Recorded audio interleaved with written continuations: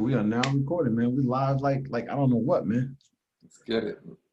All Live like right. 2K. So we about to get into this. The subject of the matter that we're discussing is settling like obligations with negotiable instruments. A lot of people have like the wrong ideal of what you can do with negotiable instruments. They think that you can go to a car dealership and take a negotiable instrument and give it to them and walk out with that car. That's not exactly how it works. Basically, you have to first create a debt. And once it's created, you have to create that with their paperwork, their forms and documents. And then um, you can give an instrument in exchange for closure of the account. So that's pretty much how it works. Once you get that ideal understood correctly, you won't do something stupid that'll get you in jail or just get you thrown out of a car lot or something worse, you know. Um, so I'm gonna show you guys an ideal. This is something that based off of my research, it definitely should work how we're saying it. And I'm going to show you why I came to that conclusion. So we're going to start here first. This was like something, I did an old video on this before, but I'm going to show you guys something. All right, so we're going to go right here, type this in.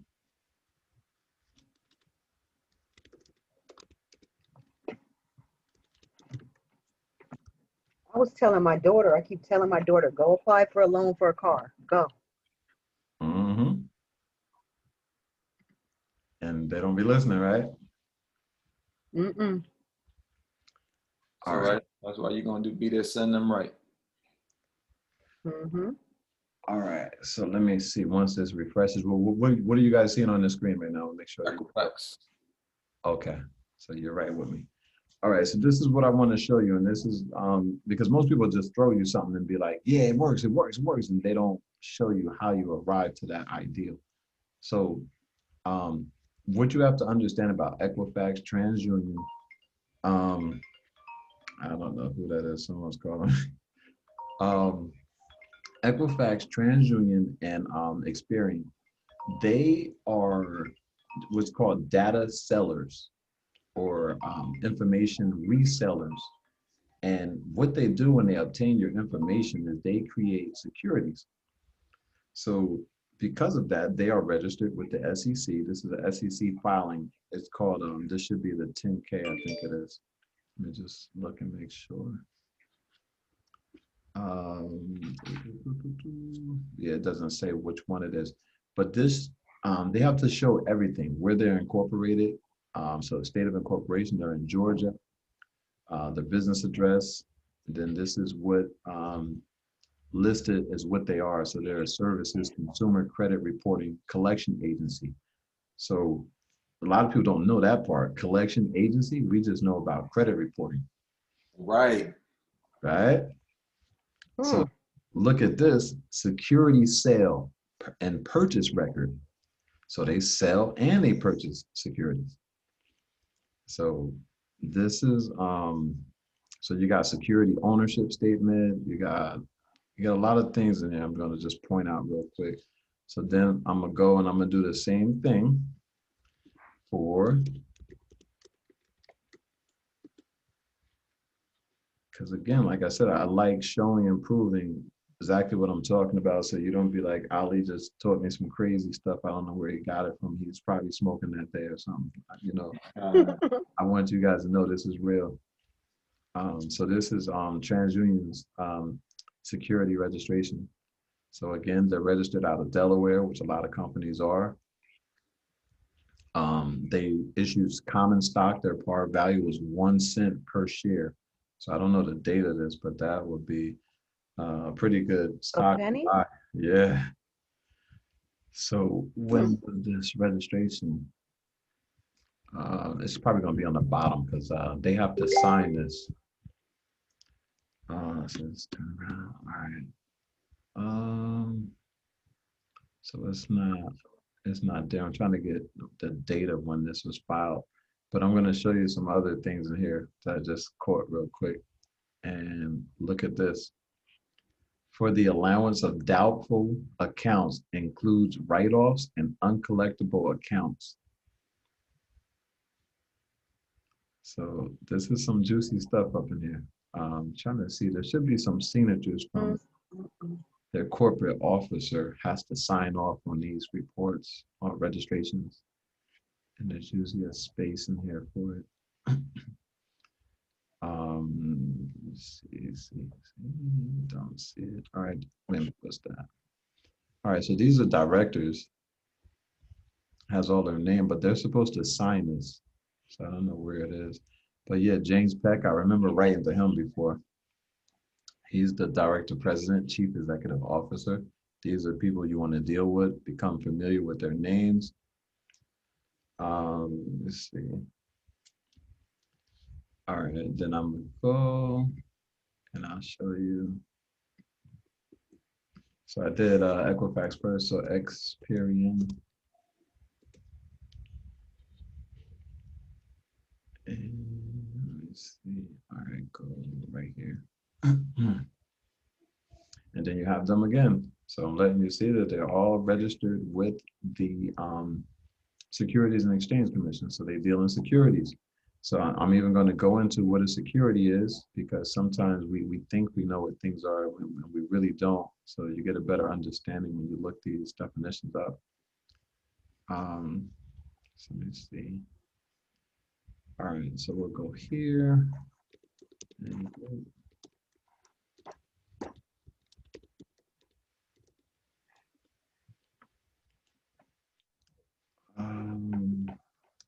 let's see, that's kind of not a good definition. Let's see what this says. All right, so it's right here. It says protection, assurance, indemnification.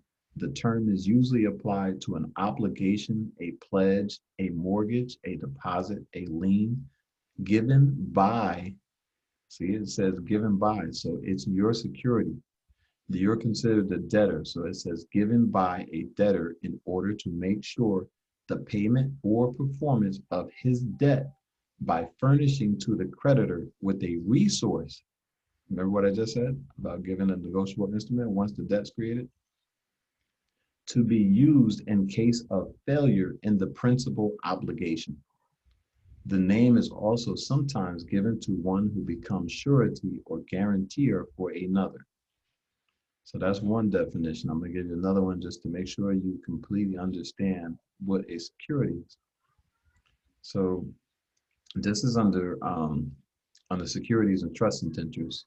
This is a Title 15.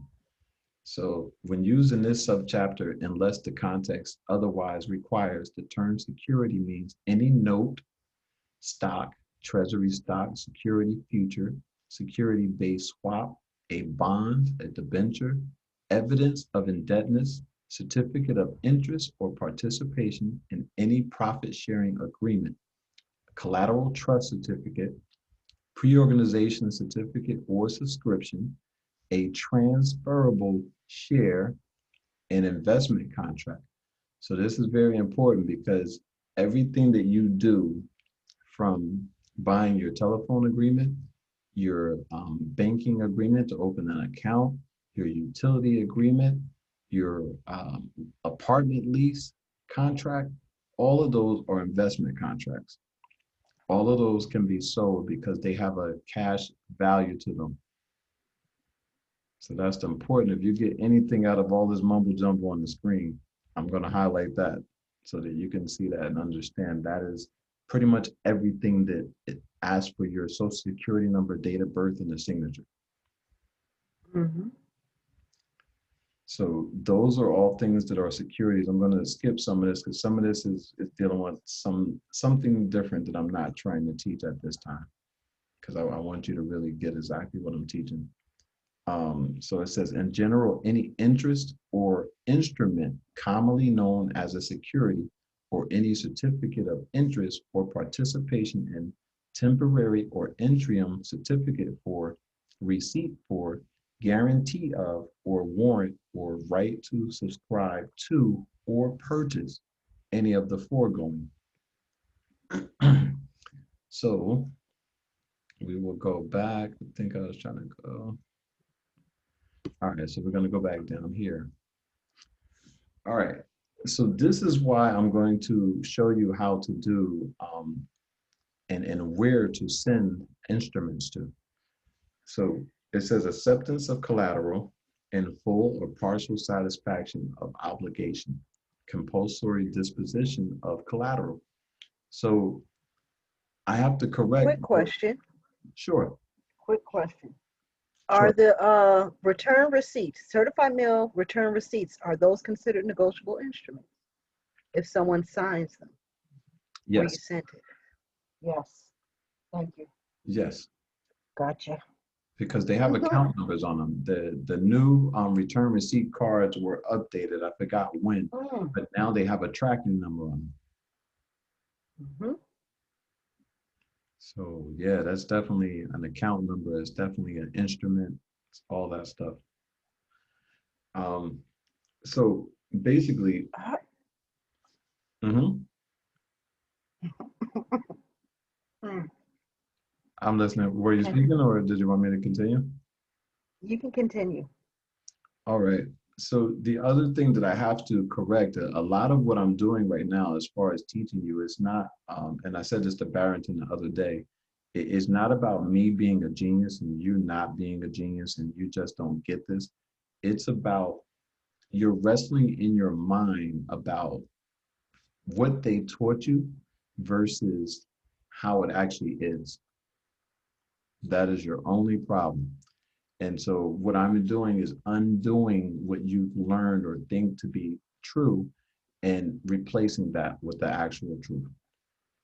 So in our contracts, we're always told the collateral is the vehicle. The collateral is the house. If you default on this loan, we will come and take the collateral. Now, here's where it gets fun. The collateral is actually the contract or the agreement, and they already have it.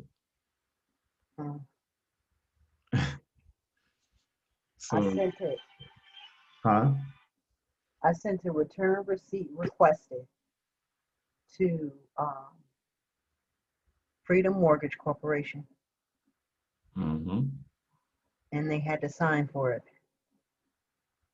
Mm-hmm. Yeah. Yeah. Okay. So, so basically, they already have the collateral in question. So I'm looking through a couple good parts here. Let me see.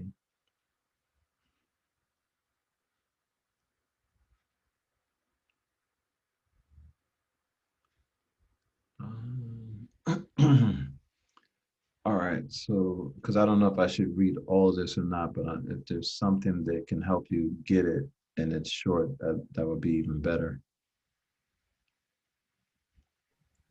I follow what you're saying so far. That means Yeah. Okay. So basically, so now do you know what the collateral is? It's saying acceptance. So once they've already taken it and they issue you a statement with your name in all capital letters, they have, I mean, they've accepted it before then, but at this point, now you have evidence that they accepted the collateral. And this is what would be called authenticated. I know you've been seeing that all through this. So right here, it says authenticated record. Authenticated record, it might sound really fancy, but it just means a signed agreement between the seller and buyer. That's all it means.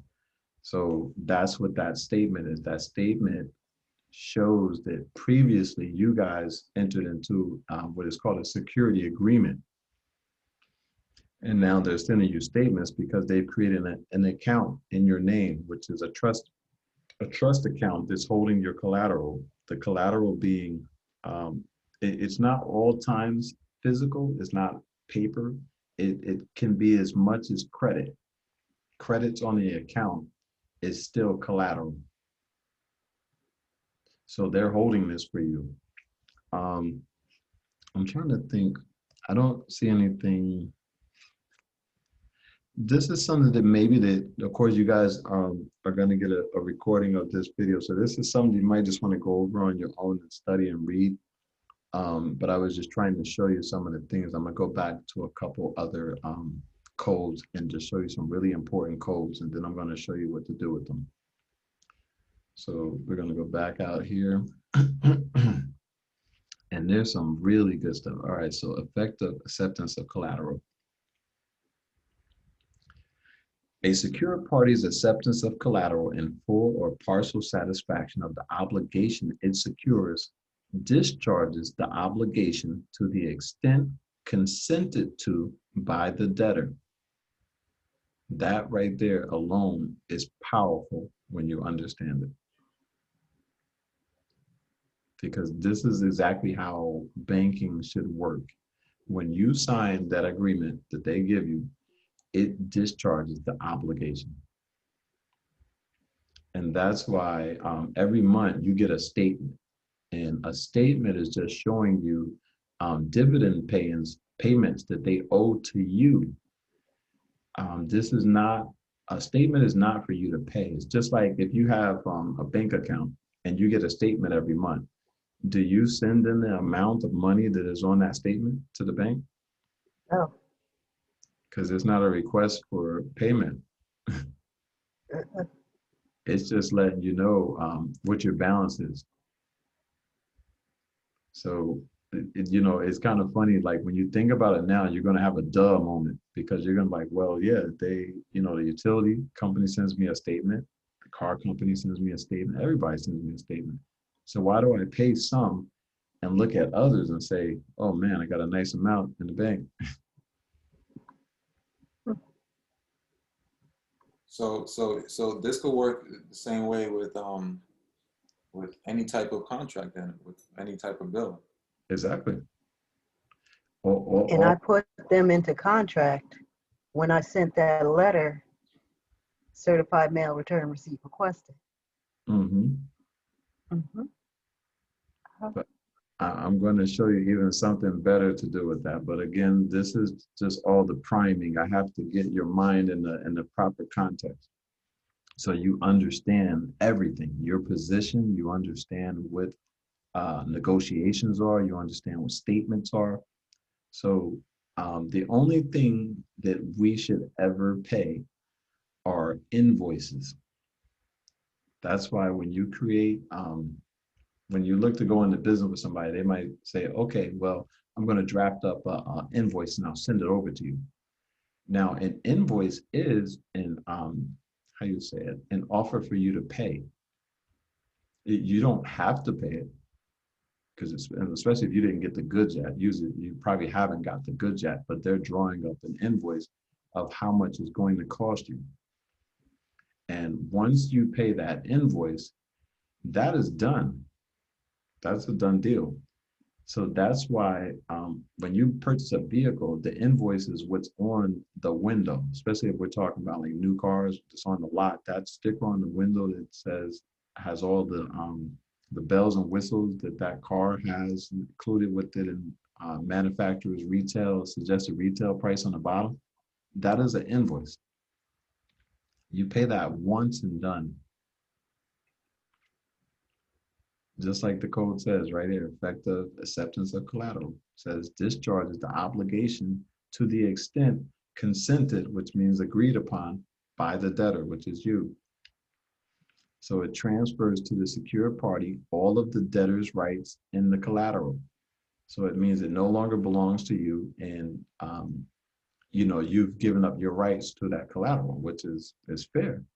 In return, you get the house, the car, the boat, the motorcycle, or whatever it is you were looking to purchase, the appliance set, the kitchen, the refrigerator, whatever. So it discharges the security interest or agricultural lien that is the subject of the debtor's consent and any subordinate security interest or any other subordinate lien, and terminates any other subordinate interest. A subordinate interest is discharged and terminated under subsection A, even if the secured party fails to comply with this article. Look at that. That was powerful. Can you simplify that again for me? 'Cause I know that was something powerful. I'm just trying to wrap my head around everything you just did. Well, I'm gonna go right back to this word again. Okay. You're in control. Everything here says the debtors consent, but whether they agree or not, it's still discharged and terminated is a better word to understand. Terminated. Understood. Understood. Yes, sir. So Okay. these codes are beautiful and powerful.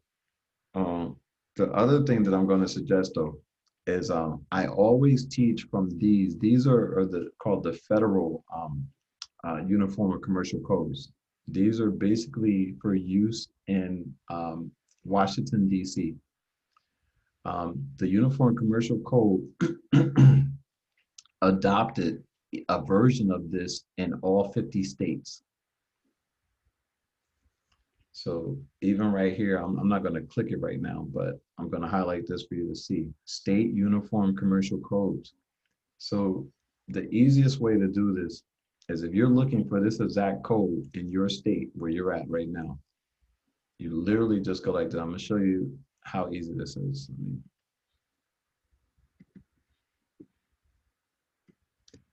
All right, Barrington, what state are you in? Same one you in. Okay, you're in Florida. All right, Yeah. so I'm gonna make this super easy. I'm gonna show you how easy it is so you can follow along in this. Look how easy this is. Because like you said, most people get on here and ask me a 10,000 question. How do you do it? Where do I find it? Can you do it for me? Look how easy this is. Here we go.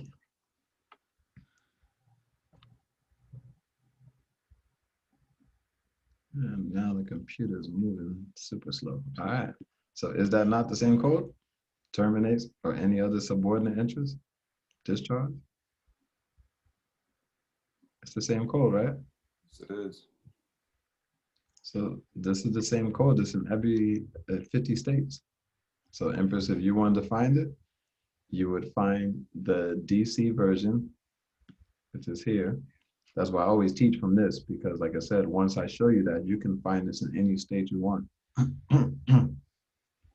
So I'm gonna go there, I'm gonna teach a couple more codes, and then I'm gonna show you where you can actually go in, and it shows you how to create the letter that you're going to present to whoever you owe a debt to. So literally, it's so easy. Someone who taught me years ago was like, just go in and just literally just grab stuff and copy paste it, put it into a letter, and address it to the appropriate person and all that stuff. And then I'm going to show you how you sign this letter.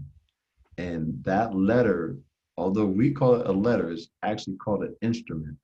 And an instrument is the same as a check. It's the same as a money order. It's the same as a note. It's money. It's money in the bank, but to us, it's just a simple piece of paper.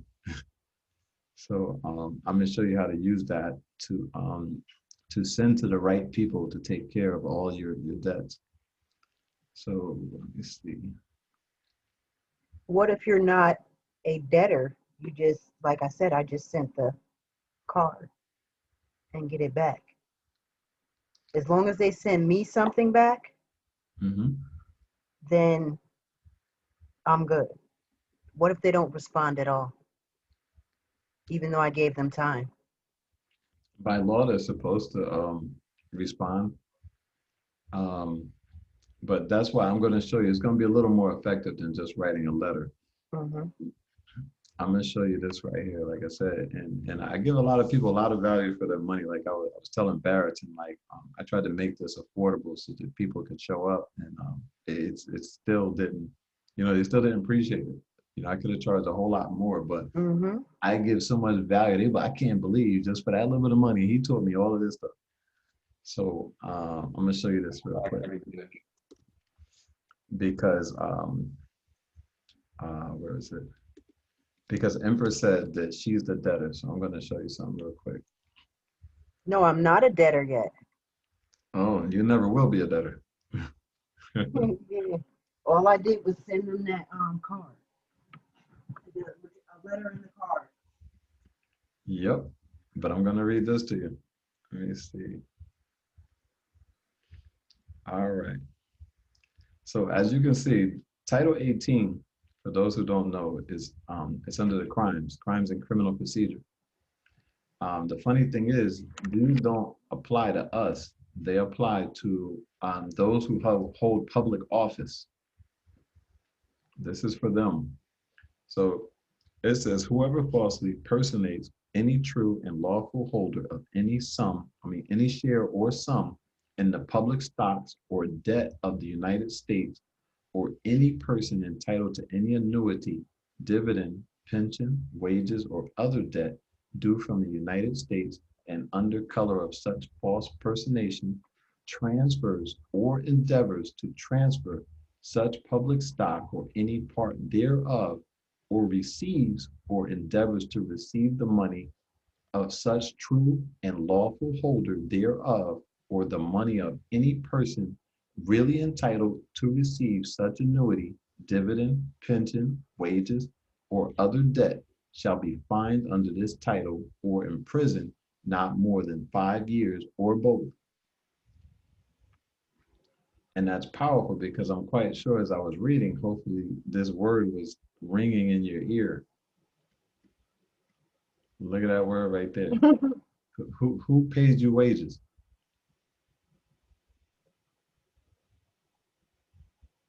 Huh? Right? Yeah. And then who pays you?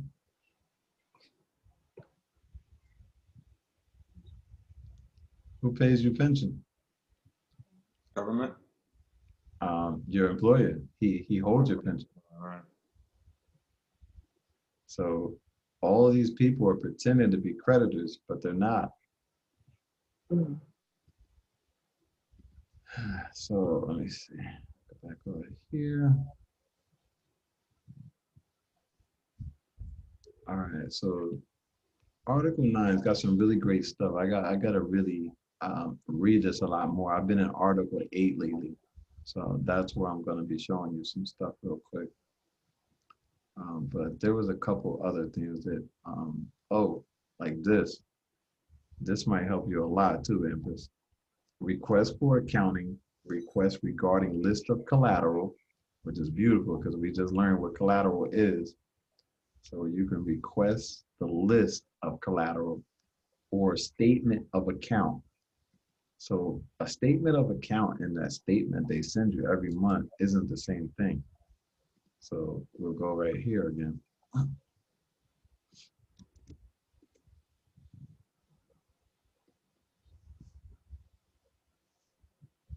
A statement of account or account statement is issued by a vendor to a client. It lists out all the financial transactions between the two businesses with a specific time period, typically monthly. The statement may reflect a zero balance. If not, it acts as a reminder to the client that money is due. So this is incredible because, like I said, the statement is, it's like if you were getting it from a bank, and most likely these people sending it to you are financial institutions. So they're sending you a statement with a positive balance because if basic accounting, if you want to signify a positive balance, it will either have a positive sign next to it, it will be black, or it just won't have anything near it at all. If it is a negative that they're trying to show you, it will either be in parentheses or commas, it will be red, or it will have a negative sign to it. So if you owed a debt and they were sending you a statement requesting money, it would always be a negative. And every time you paid, it would bring it higher, more positive until it got to zero. Right. Am I correct? Yeah. So when they're sending you positive balances, they're showing you that you have money or credit. And they're basically asking you, what do you want us to do with it? And And you never tell them, you just keep sending them more money. Wow. So, let me see. So request means a record or a type described in paragraph 2, 3, or 4. Request for an accounting means a record authenticated by a debtor. So remember what we said earlier, authenticated just means in writing. Requesting that the recipient provide an accounting of the unpaid obligations. So who owes the unpaid obligations? They do. They owe you. So secured by collateral and reasonably identifying the transaction or relationship that is the subject of the request. The collateral, again, remember, is the note or the agreement, the lease agreement, all those things, the mortgage that is being held by them. A request regarding a list of collateral means a record authenticated by a debtor requesting that the recipient approve or correct a list of what the debtor believes to be the collateral securing an obligation and reasonably identifying the transaction or relationship that is the subject of the request. Now, did you see the beauty in the words that we just read right there? Mm. Did you guys see that? Mhm. Because it said the recipient to approve or correct. So it seems like this is keep repeating itself. Let me see what this is saying. Request that the recipient approve or correct is the aggregate amount of unpaid obligations secured by collateral as a specified date and reasonably identifying the transaction or relationship that is the subject of the request. Mhm. So you don't even have to necessarily be asking for money. Yep. Oh yeah. Basically, you just checking to make sure that you're handling my credit correctly. Yep. Okay, look at that. The guy finally found me. The guy that paid. Let me see if I can get him in real quick.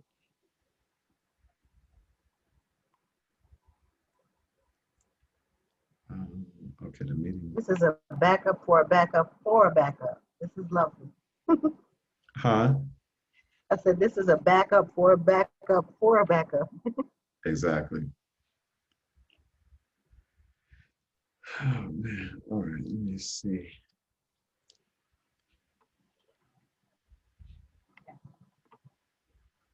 And I know he was like, man, what the hell going on? Where this meeting at?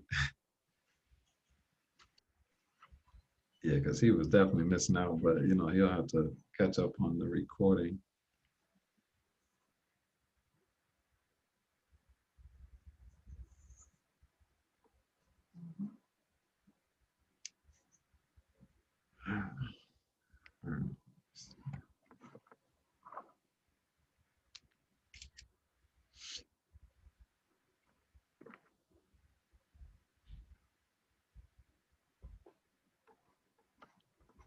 All right, how do you guys like the information so far? Man, it's a blessing. That's all I can say, brother. It's a blessing. Yeah. And how's the wife? Is the wife is she following okay? Yeah, yeah. Very insightful. Okay. All right. Hopefully he should be showing up. Just sent him.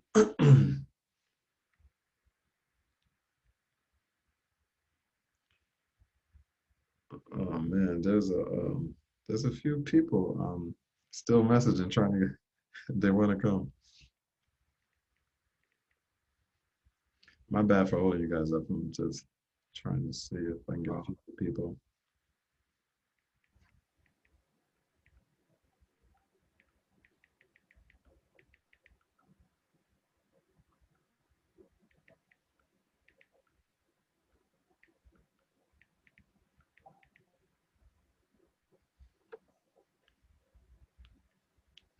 All right, so hopefully the other guy will be joining us. And yeah, we're just gonna keep going though.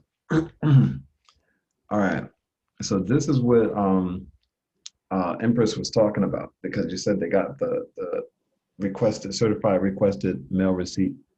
So Mhm. we go down to B, it says duty to respond to requests. Subject to subsection C, D, E, and F, a secured party other than a buyer of accounts. So that's not you, that's actually the person that they're assigning the account to. Like when you purchase the vehicle, your lien holder or your servicer would be the buyer of accounts, chattel paper, payment intangibles, or promissory notes. These are all the things we were talking about. Shall comply with a request within 14 days after receipt. So again, this is something powerful that you want to put in your notes or your letters to them when you're including this and letting them know that they have 14 days.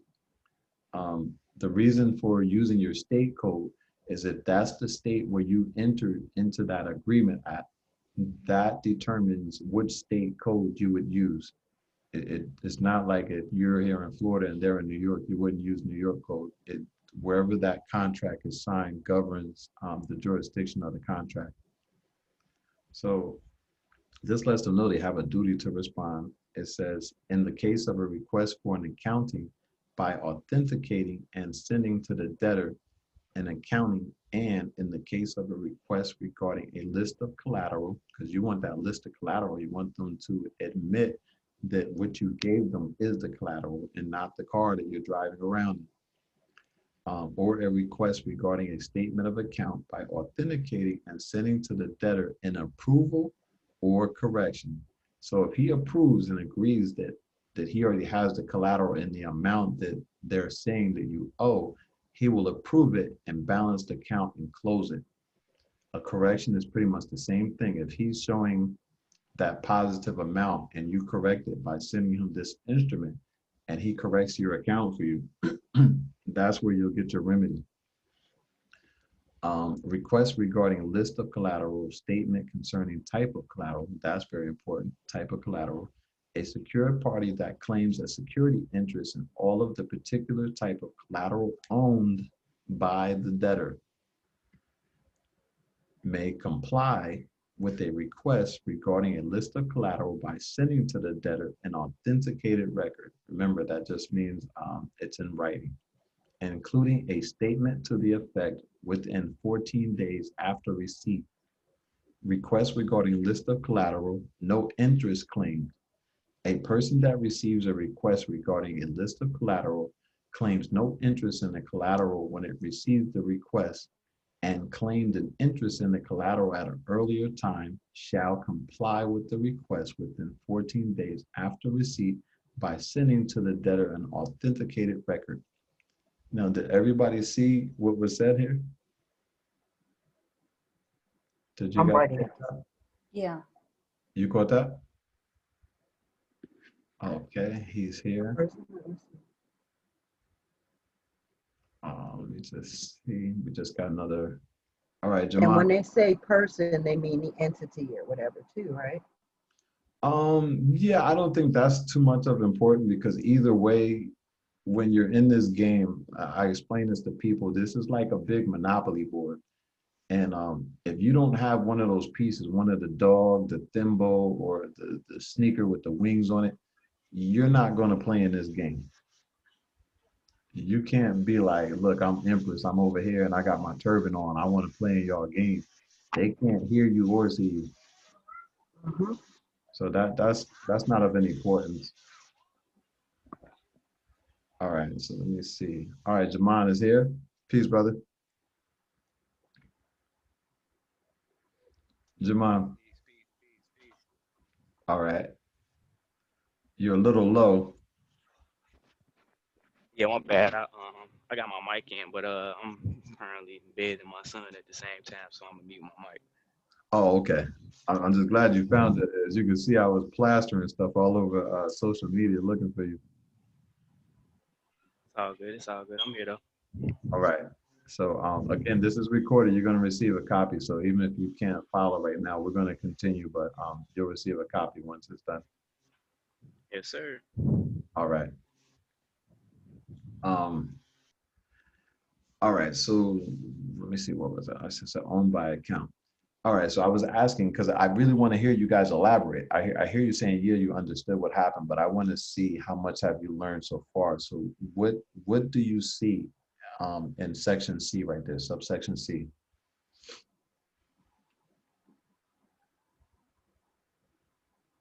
Me? Okay. I'll say Oh, and if I, anybody? okay, if, okay, the greatest security interest. As long as I claim something because I'm a secure party, Mm-hmm. they're the debtor. Mm-hmm. They have to comply Mm-hmm. to whatever I request within a certain length of time. And as long as it's signed basically, or you get something in writing, you're good. Mm-hmm. Oh, actually, my bad. It was subsection D I was talking about. Now, Does if it? Did you want to give it a try, Barrington, or I didn't get your wife's name. I don't know her name. Yeah. So basically, you want us to simplify what's going Yeah. on? Let me see if you understood the magic of D. What it exactly did it say? So a person that receives a request regarding a list of collateral claims no interest in the collateral when it receives the request and claim an interest in the collateral at an earlier time shall comply with the request within 14 days after receipt by sending to the debtor authenticated record. So basically, if we challenge them and they really have no interest in it, they got to showcase the fact and just close the account out, basically. Um, it's a little, all right, let me see. I'm gonna go through it and I'm gonna show you exactly what I'm seeing. So a person that receives a request, so that's the servicer that you're gonna be sending this to. It says regarding a list of collateral. So that person, the servicer, claims no interest in the collateral when it receives the request. It's meaning that you're not giving it to them. You know, it's not for them personally, it's for your benefit. So it says, and claimed a interest in the collateral at an earlier time. Because remember, they took that instrument and yes, they did claim it. They kept the money, the credit, everything. They didn't give it to you. So it's showing they claimed an interest in that collateral at an earlier time. They shall comply.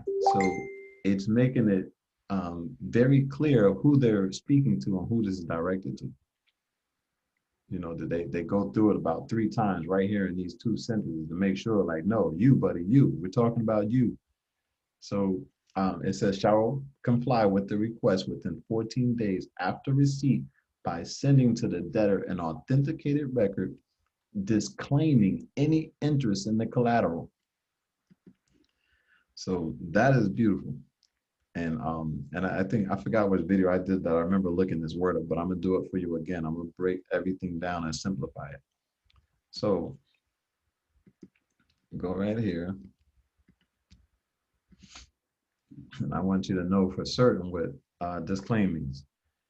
Refuse to acknowledge, to deny. The most important one is in legal. It says renounce a legal claim to a property or title. Does that sound beautiful? mm-hmm. Look at that. So, Right. they're denying any interest in the collateral. And it says, if known to the recipient, which is them, providing the name and mailing address of any assignee of or successor to the recipient's interest, excuse me, in the collateral. Request for an accounting or regarding statement of account, no interest and obligation claims. Let me just make sure it's not repeating. It seems to do that a lot. Nope. Okay, so it says a debtor is entitled without charge to one response to a request under this section during a 6-month period. The secured party may require payment of a charge not exceeding $25 for each additional response. But when you do this right, there shouldn't be another request. That should, as you're reading right here, like, you know, this is not me making it up. We're reading it together. And again, Jamon, what state are you in? Sorry to bother. I know you said you're watching the baby. Just wanted to show you something. Brother Jamal. Probably putting the baby to sleep or something. He said he's watching the baby. I think so. What state are you in, Empress? New York. All right, let's go over here real quick. Show you how easy this is again. We pop that in real quick, get that New York stuff for you. See where it's at.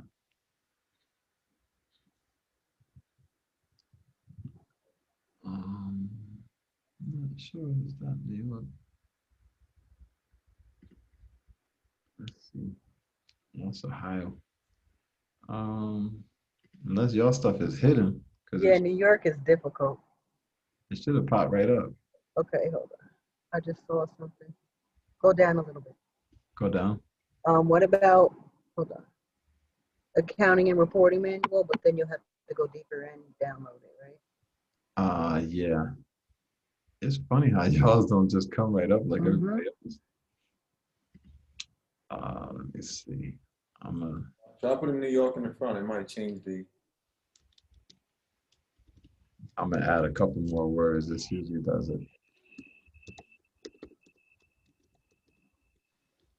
See if that does it. They ain't trying to give up nothing here.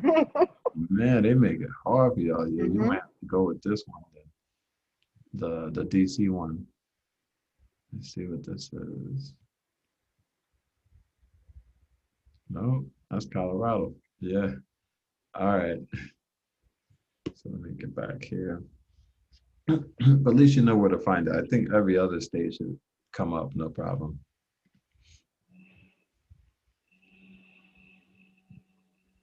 And let's see, documents, titles, instruments. Because there's so much good stuff in here, and this one is longer than probably all the others, all the other articles. This is one of the longest. So and we're the secure party, you said, right? And they're the debtor. Mm-hmm. But they make it seem like we're the debtor, and they're the secure party. They switched places with you and took your property. Wow.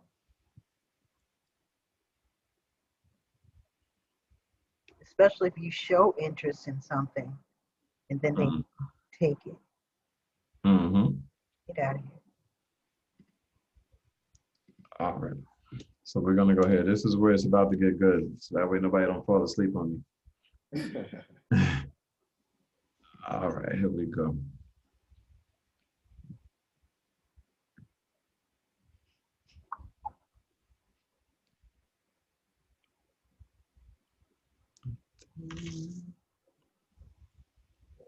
Oh, okay, man. Got somebody else. Sorry about that. Somebody else just wanted to make it to the webinar.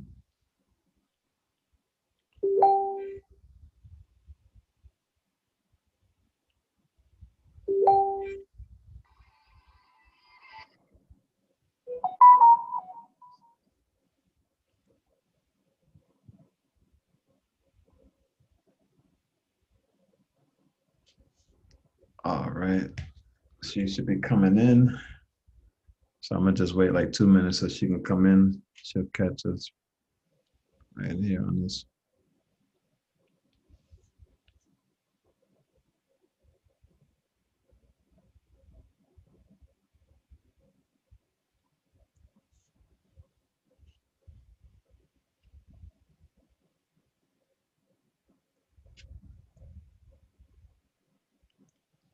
I'm trying to see. There's something that I always see when I come in here. I'm trying to see where it's at. Because it's similar to this notice of adverse claim, but it's something else in here.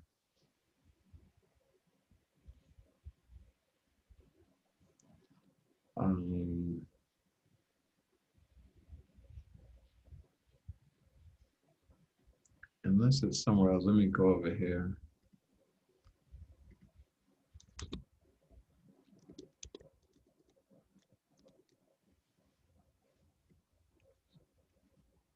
So I guess y'all can see how much I'm in this stuff because you see the little purple hyperlinks.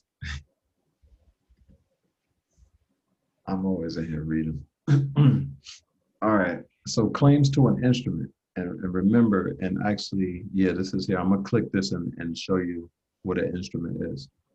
So a person taking an instrument other than a person having rights of a holder in due course is subject to a claim of a property or possessory right in the instrument or its proceeds, including a claim to rescind a negotiation and to recover the instrument. You don't really want the instrument or its proceeds.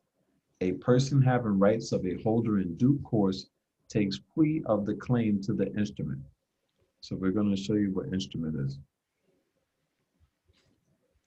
Instrument means a negotiable instrument, an order that meets all the requirements of subsection A, except paragraph 1, and otherwise falls within the definition of check. And subsection F is a negotiable instrument and a check. A promise or order other than a check is not an instrument if, at the time it is issued or first comes into possession of a holder, it contains a conspicuous statement, however expressed, to the effect that the promise or order is not negotiable or is not an instrument governed by this article. A instrument is a note if it is a promise, and is a draft if it is an order. If an instrument falls within the definition of both note and draft, a person entitled to enforce the instrument may treat it as either. Did you see how powerful that was? Yes, I'm following along. All right, so I'm letting you see how powerful just a piece of paper is. You know, everybody makes this so complex, more complicated than it needs to be. So just with the paper alone, we go and citing the laws, we can get these effects happening. Bang. You know, so many people are treating this like they need to go out in the woods and hunt down a unicorn and take a stool sample and smear it on the paper just to make this stuff work. Right, I feel you. And also, as soon as they accept it, it's a contract, and whatever, and it makes it negotiable. Exactly. And this part that I just read you, that's what, well, me and Barrington, we went over that the other day, so I don't know if this is clicking with you already, but I showed you that little special jewel. So when you look at this part again, where is it at? It contains a conspicuous statement, however expressed, to the effect that the promise or order is not negotiable. So we said it's not negotiable because what do we do when we make the signature? We make it payable. Yeah. You remember that? They contain a conspicuous. Sorry, my mom came in the room and you were saying that. What were you saying? I said, remember when we discussed the other day about how to make your signature for payment? Yes, I remember that. Yes. So if you look at the blue highlight that I have right there, you should totally get this one. It contains a conspicuous statement, however expressed, to the effect that the promise of order is not negotiable. Yep. Yep. Yep. We're making it payable. We're making it payable to the person that we so-called owe. So that means that it's not negotiable. We didn't say, you know, Bob, Joe, or Mary, or Jane Doe you can give it to. We said this is for this person particularly, so it's not negotiable. Right. So the promissory note. That with the signature on it, since you're making it out to whoever you're making it out to, that promissory note is like the bill itself, basically. Exactly. That's being paid with your signature on it. Yep. Understood. All right. So. All right, so this whole chapter right here, the part 5 is just is heat, man. So I'm gonna go ahead and show you with the agreement, like, because I remember like getting a phone from Best Buy for Verizon, and on the agreement, that agreement was going to be negotiated from Best Buy to Verizon Wireless.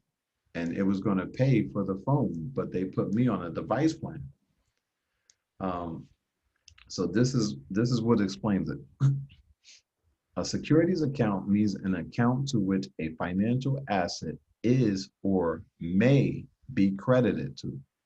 And this is what we're talking about, how to write the letter in and pay for it. It says may be credited in accordance with an agreement under which the person maintaining the account undertakes to treat the person for whom the account is maintained, which means if your name is on that account, it's maintained for you, as entitled to exercise the rights that comprise,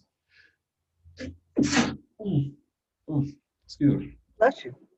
thank you, that comprise the financial asset, except as otherwise provided in subsections D and E. A person acquires a security entitlement if a securities intermediary indicates by book entry that a financial asset has been credited to the person's security account.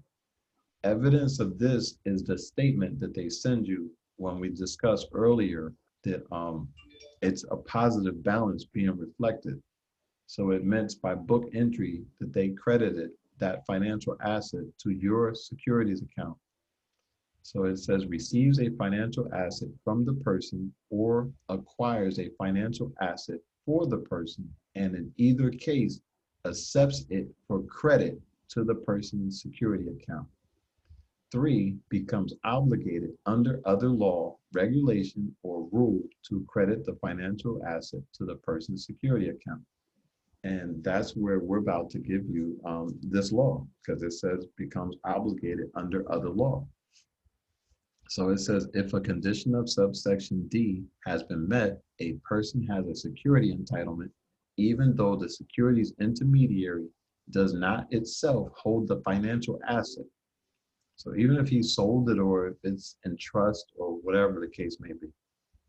So it says if a securities intermediary holds a financial asset for another person and the financial asset is registered in the name of, payable to the order of, or specially endorsed to the other person and has not been endorsed to the securities intermediary or in blank. So this is important. This is what I was just telling you about. So it says has not been endorsed to the securities intermediary or in blank. And this is what I was discussing with Barrington yesterday. When we sign these contracts, especially the buyer's order and retail installment agreement at the dealership, we sign in blank. They say sign here, initial here, initial here, sign here. And all we do is we sign our name or some form of scribble. So that's in blank. But when you sign it specifically to a person and making it payable to that person, it has the power of giving cash or credit to that person for that amount.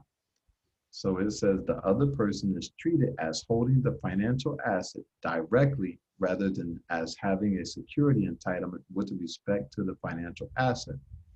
Issuance of a security is not an establishment of a security entitlement. So we're going to go here a little more.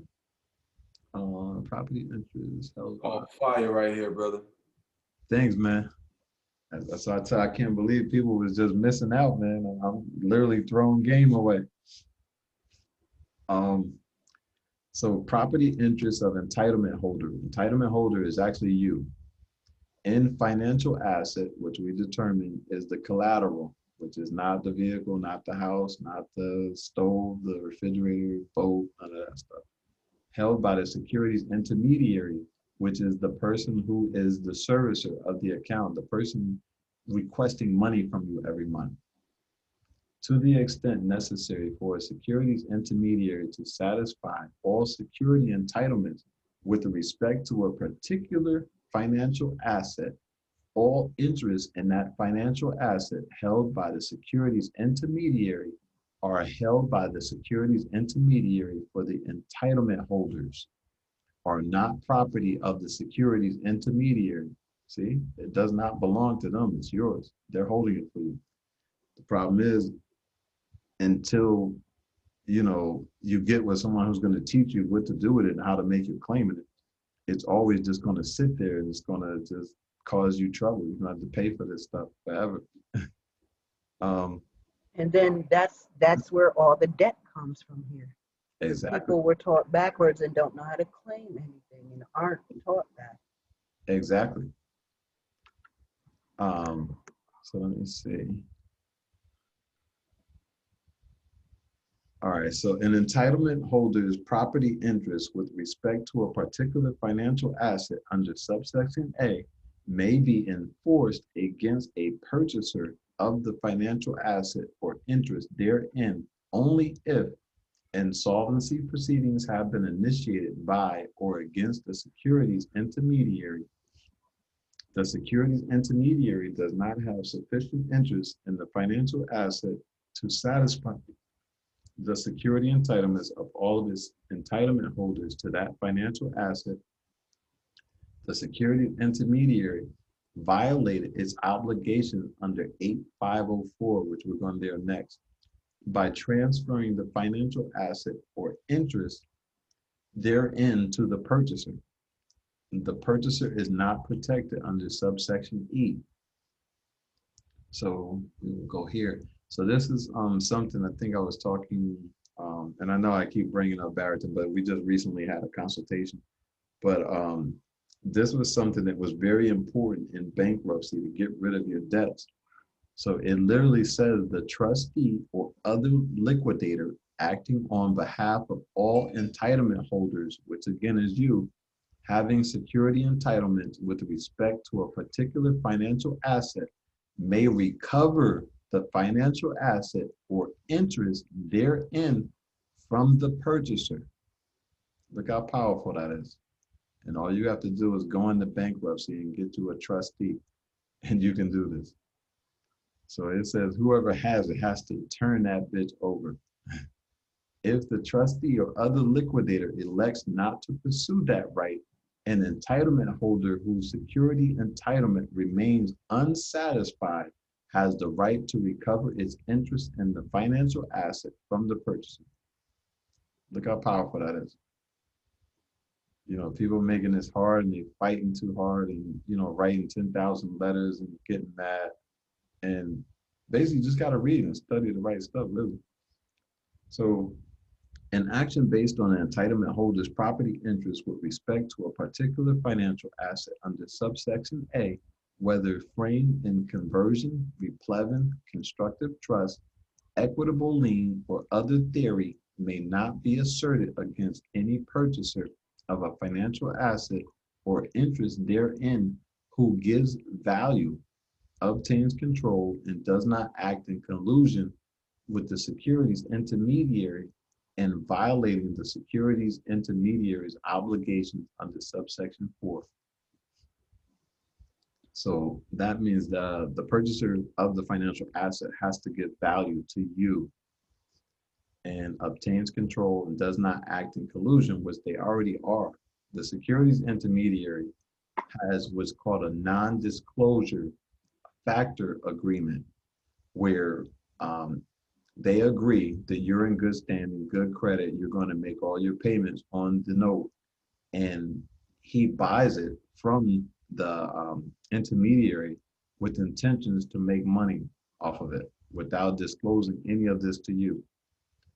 So this is why this is so powerful. And I showed a few screenshots earlier, and everybody was just, like I said, just blowing my inbox up, like, how'd you do this? I want to learn this. Like, what's going on? How'd you do this? And literally, I just been sitting here just reading, man. As they say, just minding my business or paying attention. So we're gonna go down a little bit because, like, right here, like part 5 from 501 to 511 is just all heat, and it tells you what they have to do and why they have to do it and why they can't ignore it. So it's right here. This is what I'm about to, get ready to close the meeting up, and I'm gonna teach you. So it says duties of securities intermediary to comply with entitlement order. So you're the entitlement holder, and your instructions to them is called an entitlement order. It says if the entitlement order is originated by the appropriate person the securities intermediary has had reasonable opportunity to assure itself that the entitlement order is genuine and authorized. And that's why, again, I was saying when you sign it, it's going to be by your name as authorized representative. And the security intermediary has had reasonable opportunity to comply with the entitlement order.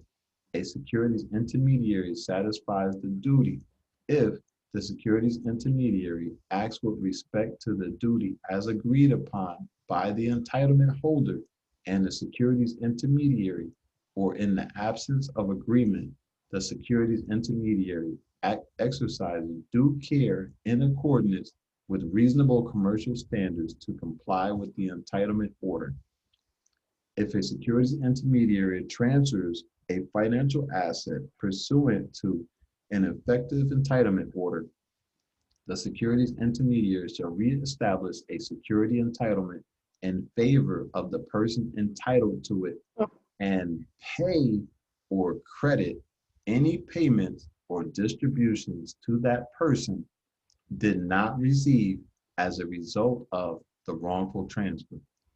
If the securities intermediary does not reestablish a security entitlement, the securities intermediary is liable to the entitlement holder for damages. That is powerful. That is powerful, brother. So again, I'm giving you everything you need to write out your letter. Like I said, you literally can copy paste this. Most times people don't even use the code because the right person that gets this letter is familiar with all of this stuff. They know it. You know, they're not used to dealing with it from us. So a lot of Can I times, ask you a question, brother? So these codes that we're doing and we're talking about, we could deliver it to anybody that we all built to, right? mm-hmm. So to our renting establishment, to cable, whoever. Well, I'm gonna do you one better. I'm gonna show you. And If again, I'm understanding this correctly too, you don't even have to give them money. Once you get into any type of contract with them, mhm, all this is legit. that's what I posted it on my page earlier. I said something like, this is what your credit report is supposed to look like. And on my credit report, everything says zero. Zero debt, zero accounts, zero credit card accounts, zero student loans. It all says zero. Yeah. And So, you sent the letter to them. Sorry. exactly did you title the letter to? Was it to the CFO, CEO, or? Oh nah, man, I'm about to bend your mind, man. We're Okay, gonna I'm waiting for it. yeah, I'm about to bend your mind. Like again, I can't say 100% nobody else is teaching this or has taught this, because maybe, you know, they're doing it private like we're doing it right here. Not like this.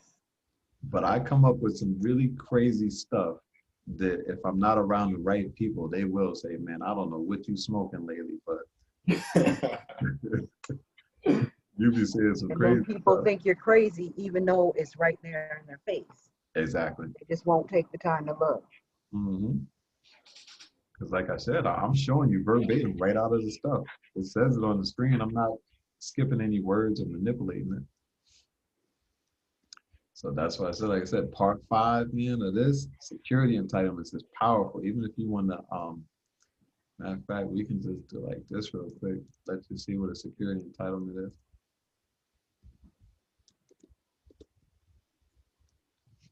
A security entitlement entitles the entitlement holder to rights against the securities intermediary and interest in property held by the securities intermediary. A security differs from a security entitlement because a person holding a security has a direct interest in the security. Mm-hmm. Try to get it. All right. Ooh, right. I like this one right here. Just Can one instrument be used for 2 people, 2 persons? What do you mean, like someone else in your house, or are you saying for 2 different Okay, debts? the post office is where I got it from Mm-hmm. and whom I paid. Okay, Mhm. and the person that I sent it to also. Can I use it for both of them? No. Because they, Mm-mm. because I'm saying, because if they signed it and didn't give it back for me to use it for something else. You're saying that the post office, if they sign it, Okay, the give it back? post office gave me the certified, I paid for that, the certified mail. I have a receipt for that. Mm-hmm. Now the company is now holding that receipt. No, they're holding the return receipt requested, or not the receipt, but they're holding what I gave them, my letter showing interest. I think you're talking about something else, man. Yeah, I'm still trying to follow. I'm trying to wrap my head around it. Okay. The way I see it, okay, it's basically the way things are transferred. Correct? Mm-hmm. So basically, I buy something from one place, send it to another, and they sign it. And what was inside of what they signed, if they don't return that back, they're holding it, right? Mm-hmm. Instead of giving it back to me. I think what she's referring to is the PS Form 3811. Yeah, they sign it, and they're gonna have to give it back to the post office, man, for you to get it back. So that's your it's your proof right there. Is that what you're trying to say?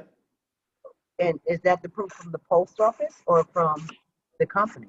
From the company, because they Okay. signed off on it. Their agent signed off on it. Their Mhm. agent signed it. So therefore it's from them. Okay.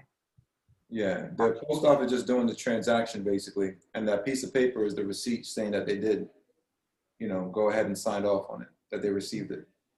But that's what you're referencing. Okay. But yeah, go ahead, my brother. All right. So security entitlement. Um, it says see beneficial owner. So it gives you more clarity as you see the words, and entitlement holder.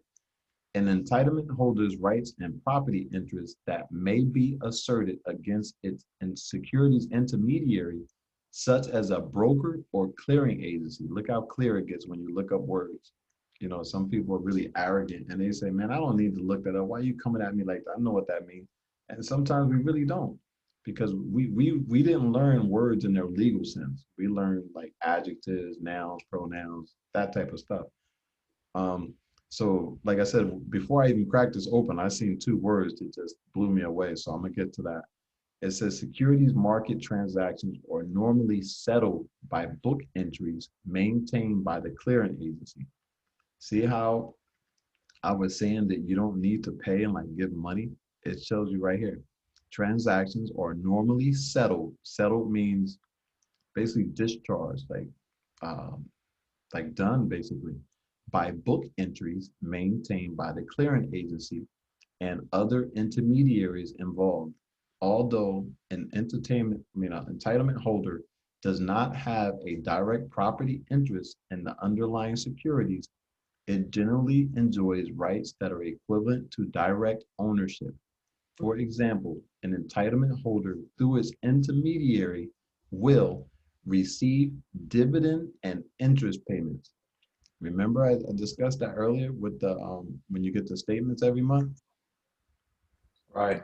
Those are your dividend and interest payments that they're sending you a statement of. You are a shareholder of their company. Receives notices of meetings and of security holders. Enjoy the right to exercise voting rights. Have the right to dispose of or pledge a security interest in the security entitlement. This is what you have the power to do. And this is what I'm showing you how to exercise and to pay stuff. But the thing is, in the end, I'm going to give you a little twist. This is just something from research that I figured out that you have the right to do. So I'm going to give you another definition real quick. What was it?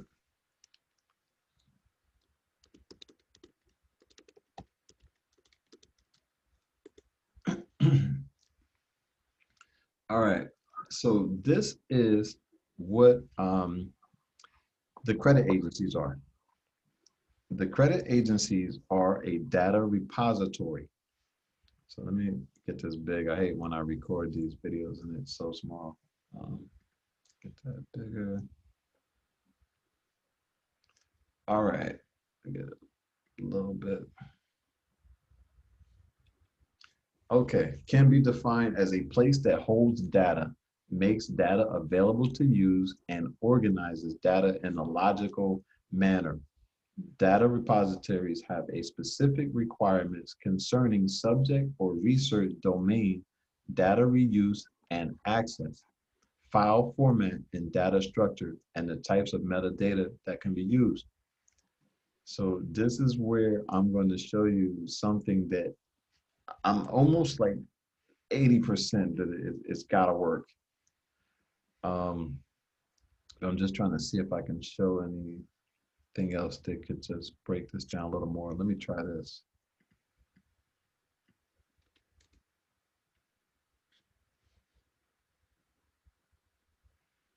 All right, that might be a little better.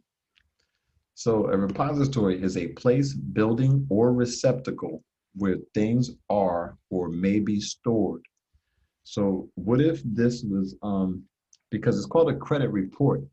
So what if your credit is actually stored there? Wouldn't that be crazy? That will be. Because yeah, like I said, I'm looking for more clarity in these definitions. So let me see. Oh, this is even better. Oh my God, it just said what I was looking for. All right, so when you go to a bank and like you pull up to the window, and what are you there to do if you're not there to take money out? Deposit. You're there to deposit, right? Yep. Repository, a place, room, or container where something is deposited or stored. That was the word I was looking for. Boom. Boom. So now we'll go back and I'm about to show you the crazy stuff I'm about to have you on. You know, I mean, just trying to discuss it with somebody, they're gonna be like, you have lost your entire mind. All right, so I think, yeah, we did 507 already. All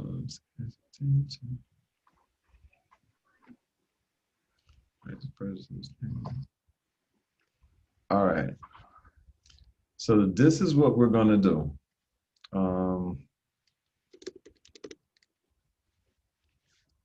What's it called?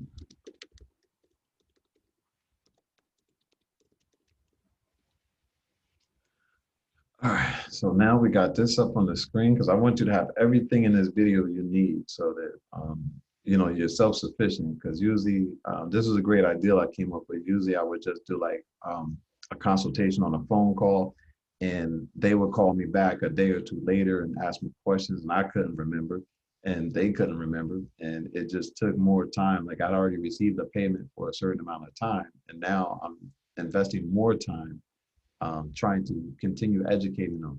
So with this, you can just literally watch the video just enough to answer all your own questions. You can go back, rewind it, and get these addresses. So this is who you're going to communicate to. And you're going to be giving them the instructions that we went over previously. And this is what you're going to do when you sign the letter, because signing the letter is very important of how you're going to do it. So let me see.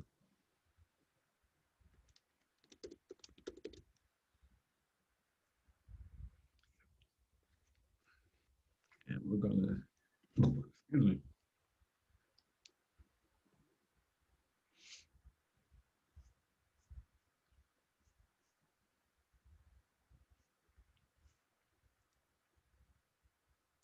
All right.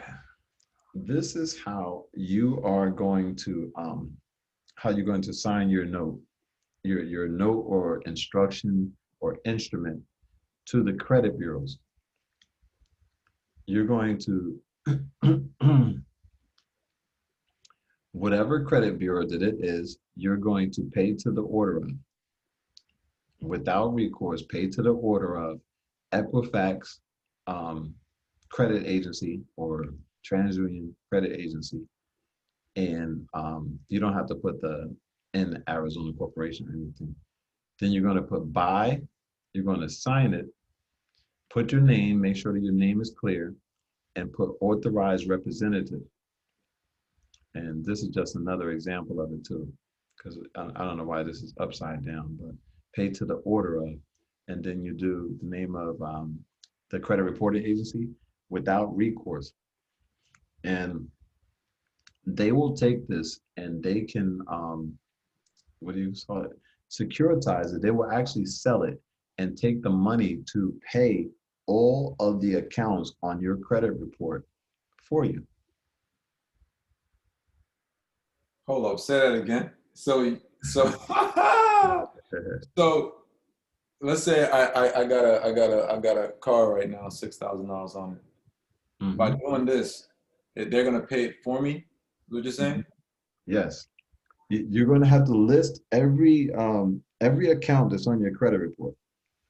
List them on there, the names, the account numbers, all that stuff, and the amount that you owe to each person listed on your credit report. And then you're going to sign it in this way. Now, this should be making sense from everything we just studied. That's why we just spent like, what, almost an hour and 40 minutes on it. Oh, yes. From everything you read, it told you to give instructions and orders to particular people. And it said, do not sign it in blank. Remember, I highlighted that part and we said, do not just sign it in blank. So you're making this payable to them. And now they have an obligation to settle all these accounts on your credit report. Just by sending them this instrument. And you're going to want to send it certified mail, return receipt requested.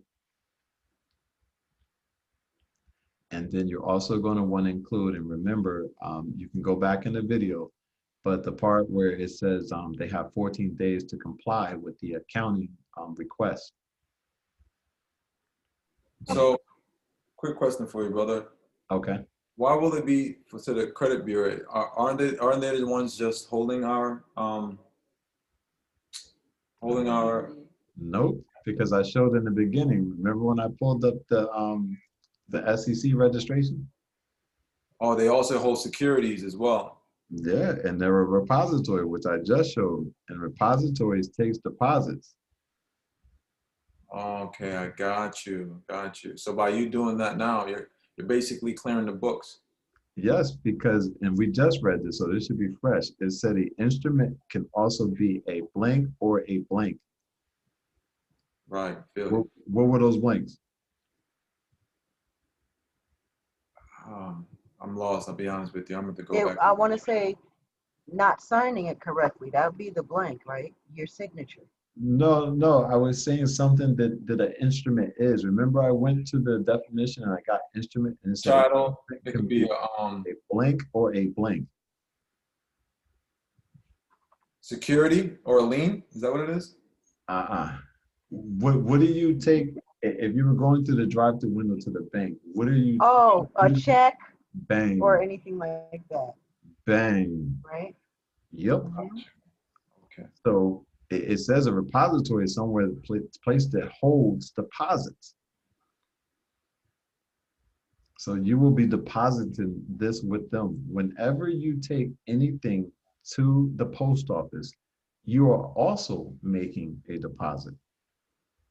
It's almost as if when you deposit at the post office, it's like you're making a deposit with the recipient. That's why they say they're the biggest bank in the world. Bang. Oh, wow. Okay, it's starting to make sense. Well, it's been making sense, but it's just everything else is starting to connect as well. Mm-hmm. Okay. So remember, I want to keep you in mind, sometimes when you look at people like Tesla, you look at people like Steve Jobs, we are in an experimentation mode, I'm going to say. So that's why you weren't charged like $1,000 for this information. It was to the point where, man, okay, like I learned something, I tried it, this happened, it worked, or let's go back to the drawing board. But you are in a chance and opportunity for something groundbreaking. If we pull this off, and like I said, it's what is about 4 of us, that's going to have an impact. I know that's not a big number. If it was like 20 of us and we all put this together and sent it in, something's going to happen. Right. Right. So do you send it to just one creditor? Like, All let's three. say you send it to all 3 of them. All three, because remember, I looked them up in the beginning and they all 3 are registered to sell securities, to sell and buy. Remember in the beginning I said that? Right. Got you. Okay. So, are you gonna show the, because we're not gonna put all of those in, and we gotta put the ones that are in our states as well, correct? Yeah, because most likely, well, except for Empress, she's in New York. Hers is hard to find, so I would just suggest using the federal one that we were looking at. Okay. And so, how would you are you gonna show like an example of the letter, as far as like how that will look, as far as I know the signing portion of it, but you know their Experian, or how do we address them? Yes, you would basically call them exactly what the whatchamacallit was calling them. What was they calling them? I'm gonna see if I can just find it here. Because we're called a what? Based off of what we were just reading here. We're called a secure party. For entitlement holder. Bang. And what are they? Security intermediary or something like that. Bang. Right? So we Right. use it all in the definitions that is here. So I'm gonna let me get this properly into this. Yeah, if you could share an example of that, that would be great, just to get Oh, our mind. So this is how we're gonna do. I'm about to hook you up right here. Let me see.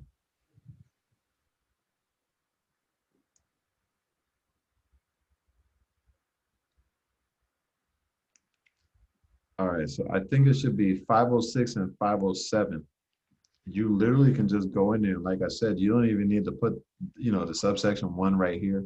You can literally just get and paste the information that's right That's there. what I just wrote too. Yep. Because, a lot of, like I said, a lot of the letters that we sign with them car dealers and mortgages and stuff, even though they are based off the Uniform Commercial Code, you'll never really see codes in there. The codes aren't that important. It's the language. So you literally can take this. You can say, dear security intermediary, and then just put it off. You're letting them know the instructions of what they have to do. They have a duty to exercise rights as directed by you. And then you go right to 7 and let him know. It tells him what will happen if he doesn't. Right there. This is all the important stuff. And like I said, you will list all your accounts in that letter. List them going all down like that. Going across, you have the account number and the amount. If you wanted to, even at the end of it, you can total up the amount, the dollar amount on all of them. Like you'll list them all going across, and get down to the bottom, add it up, and give it a balance number. And so when you sign, remember, what does this instrument become after that? We just said it 5 minutes ago. What does this instrument become? It's a negotiable instrument, right? It was the other word, Emperor said it.